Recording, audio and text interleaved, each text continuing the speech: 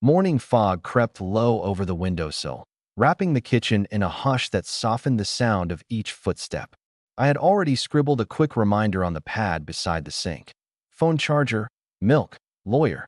A simple list, yet the word lawyer felt out of place, waited. I stared at it, as if giving it more time might dull the sharpness behind it. The bell rang sooner than I had planned. At the door stood my Uncle Malcolm, his usual half-smile in place, the one that said everything was casual, even when it wasn't. His hands were empty, no bag, no coffee cup, just that look and attention he barely contained. Julia followed close behind, a navy folder tucked under her arm like it might keep her safe. "Nina," Malcolm said, already stepping in before I could greet him. "Thought we'd swing by early. Catch you before you got busy." His voice was upbeat, but something in it made my shoulder blades tighten. Julia's gaze flicked around the room, taking in the untouched toast, the scattered receipts near the sink, the steaming mug I hadn't yet lifted. "Best to get these things handled early," she said, gripping the folder tighter. I closed the notepad, sliding it into my coat pocket. My heart skipped once, but I kept my features calm. Just go through the motions. Pretend it's nothing more than a normal start. I walked toward the bedroom, giving myself a pause. Inside, my fingers brushed the manila envelope hidden beneath a worn scarf. I slid it into my bag before heading back, where Malcolm stood by the counter, already scanning for the car keys. He laid the folder on the island like it belonged there. He tapped its edge with practiced ease. The sound was deliberate. "Nothing too official," Malcolm said. "Just smoothing out the process. Fewer phone calls for you."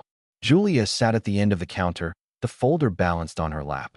Her perfume curled around the space between us, sharp and elegant. She placed a gentle hand on my forearm, but there was weight in her grip. Her eyes stayed fixed ahead, waiting for Malcolm's lead. I smiled faintly, even as my chest tightened. They had done this before, after Aunt May's passing, settling the accounts, stepping in like I couldn't do it alone. That time, I had believed it was kindness. But now, even with the years between, the tactics echoed.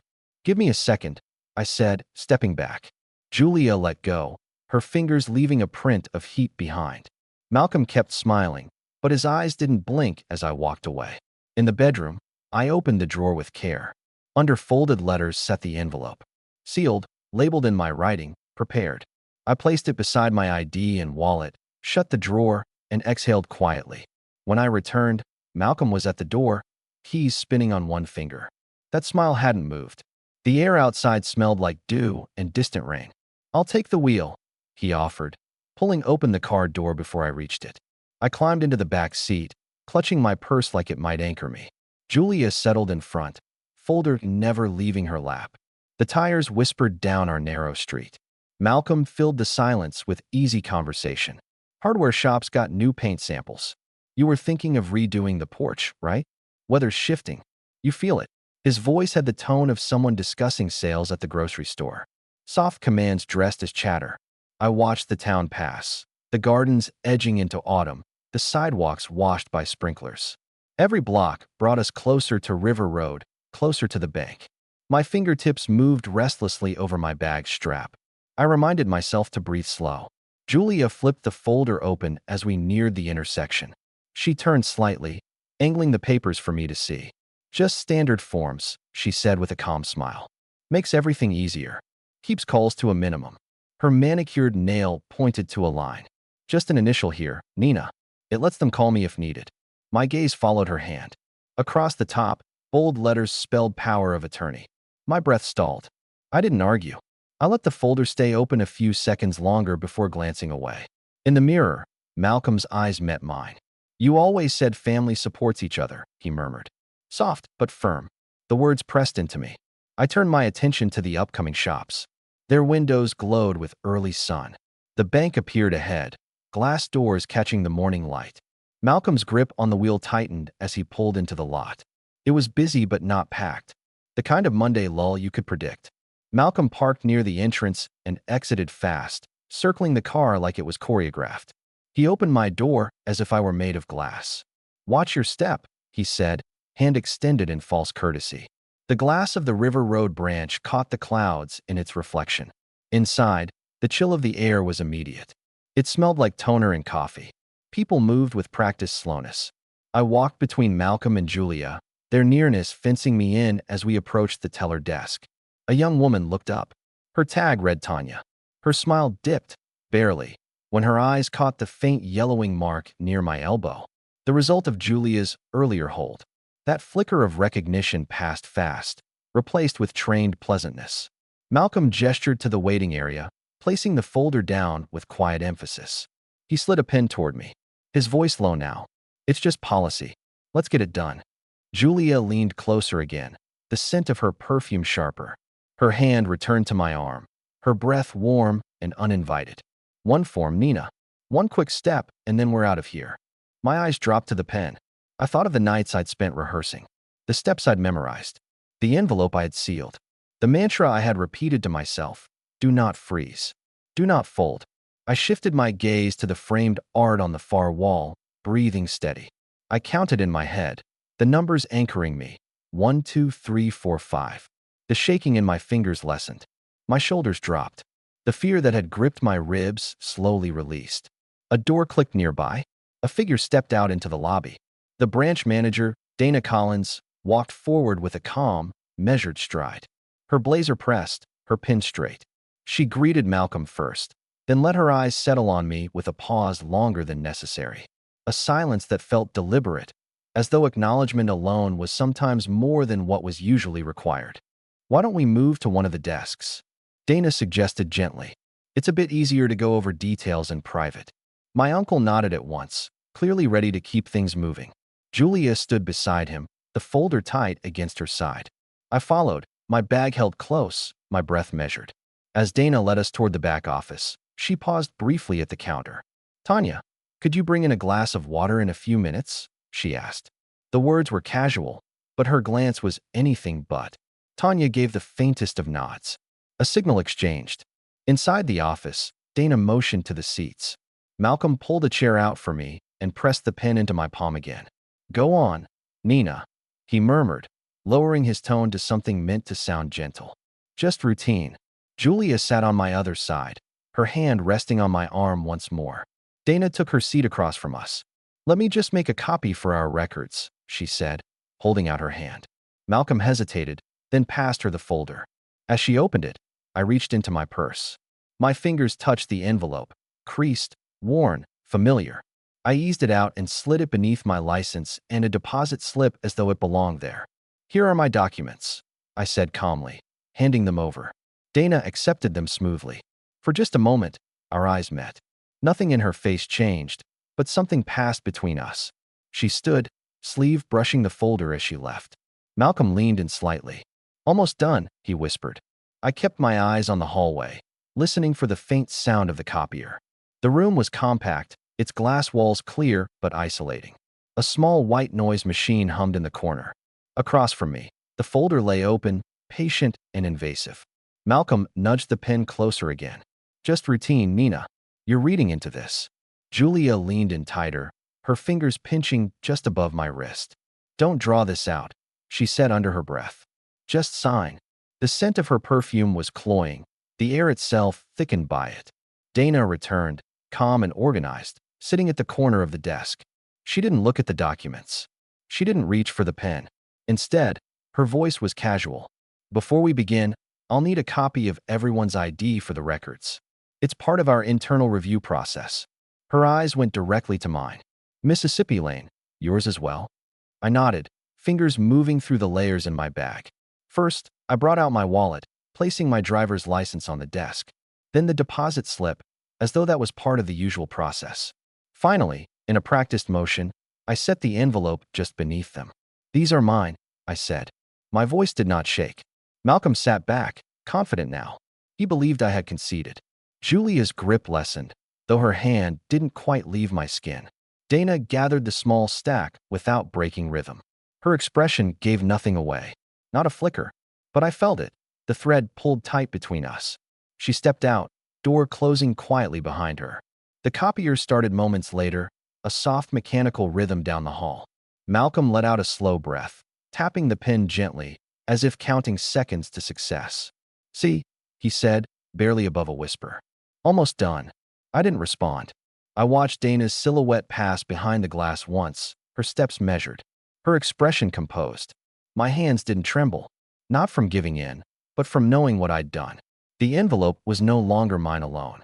Dana returned with a folder and a neat stack of papers. Her steps were sure, her face calm. She placed the items back in order, hands folded. Before we move forward, she said, we'll need to confirm some things directly with Mississippi Lane. It's part of our customer protection procedure. Just a few moments. Malcolm chuckled, the forced kind that tries to take control. She's not always the clearest on things. I'll help her. Dana didn't blink. This step is private and required. I'll bring you back in shortly. Her tone remained even, her gaze steady. Julia gave my arm one last squeeze before pulling away. We'll wait outside, she said with a polite smile, though her glance sliced sideways. The door shut quietly behind them. The room fell into stillness. Dana leaned forward now, her voice low. Nina, she said, I read your note. My chest was tight, but I didn't look away. She continued, calm but direct. I'm going to ask you 3 questions. You can answer yes or no, or elaborate if you choose. First, are you being pressured to sign something you do not wish to sign? Yes, I said. Second, do you understand that signing these documents would give control of your finances and home to Malcolm and Julia? Yes. Third, do you feel safe at home while they're visiting? I looked down at my hands, tracing the edge of my thumbnail. The ridged white line glinted in the light. No. Dana nodded once. No visible reaction, just resolve. She lifted the office phone, fingers dialing smoothly. Her voice sharpened, not louder, but precise. This is River Road Branch. We have a vulnerable adult under duress. Possible attempt to establish fraudulent power of attorney. Initiating protocol, placing a temporary freeze, requesting regulatory compliance assistance, and contacting local police. She placed the phone gently back in its cradle, then looked at me again. You did the right thing, Dana said, her voice soft but firm. Footsteps approached from the hallway. I knew Malcolm and Julia were just beyond the glass. The door opened, and Dana motioned for them to return.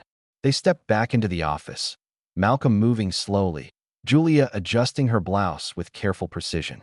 Dana set a small recording device on the desk and pressed a button. For transparency, we record all document signings, she explained. It's for the protection of all parties. Malcolm gave a tight laugh. Sure. Let's just move this along. Nina knows we're just keeping things simple. He nudged the folder toward Dana. She opened it calmly, scanning the first sheet. Her eyes lingered on the corner where the notary's stamp had bled slightly. She turned the page, her tone casual. And who prepared these forms? Mobile notary, Julia replied quickly. It's all perfectly standard. Dana nodded, like she was just making mental notes. But I saw it, the hesitation behind her eyes. She flattened the document on the table. This seal number doesn't match our database, she said evenly. We'll verify with compliance shortly. Malcolm's jaw clenched. It's valid, he snapped. We wouldn't be here otherwise. His voice had sharpened, slicing the calm. Julia reached out, touching his arm. Malcolm, let her check. It's fine. Her tone was soft, but her hand trembled.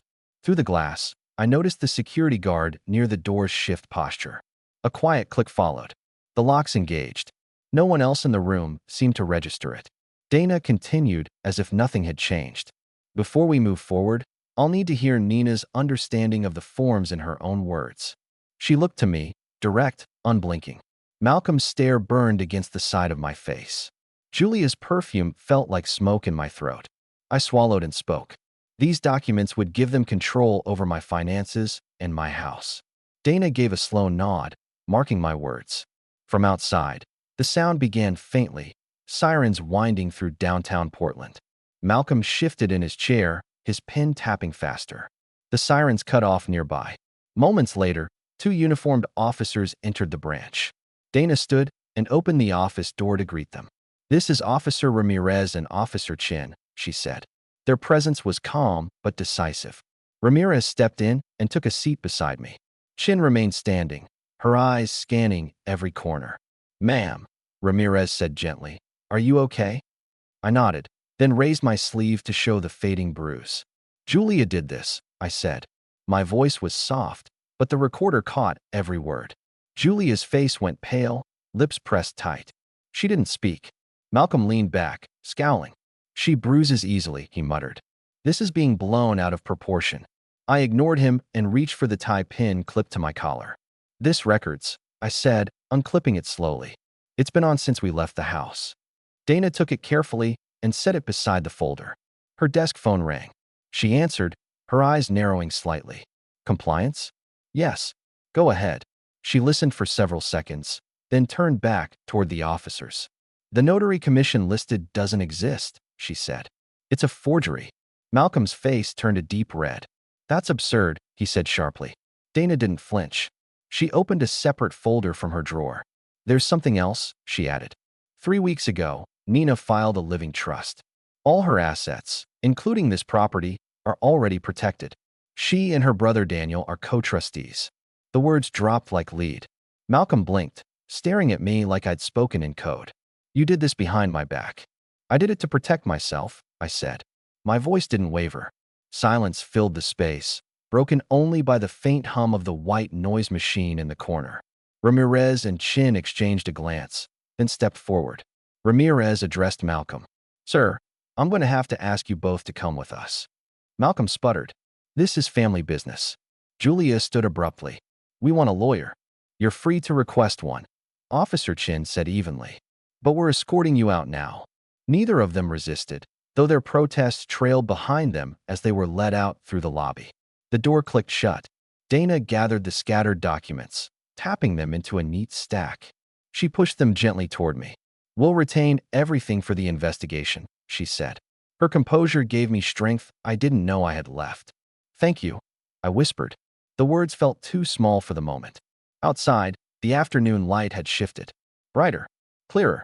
Daniel was already waiting in his truck, summoned quietly by Dana. He stepped out and opened the door for me, one steady hand on my shoulder. The drive home was silent. Not strained, safe. Daniel didn't ask questions. At the house, he got to work. He changed the locks with quiet focus, installed a compact camera above the porch light, and walked the perimeter of the house, testing each window like a soldier securing a line. Inside, I made tea. The sound of the kettle rising was a comfort, familiar, grounding. We sat at the kitchen table, where the day had begun, though everything had shifted. I pulled a piece of paper from the drawer and began to write. My hand no longer trembled. Dad, I love you. I want you to get help. But you cannot access my money, my home, or my life. If you try again, I will call the authorities again. I signed it with care, folded it in thirds, and placed it beside my old to-do list from the morning. The house was still, but not in fear. In safety. My hands rested lightly on the wood. Steady, ready for what came next.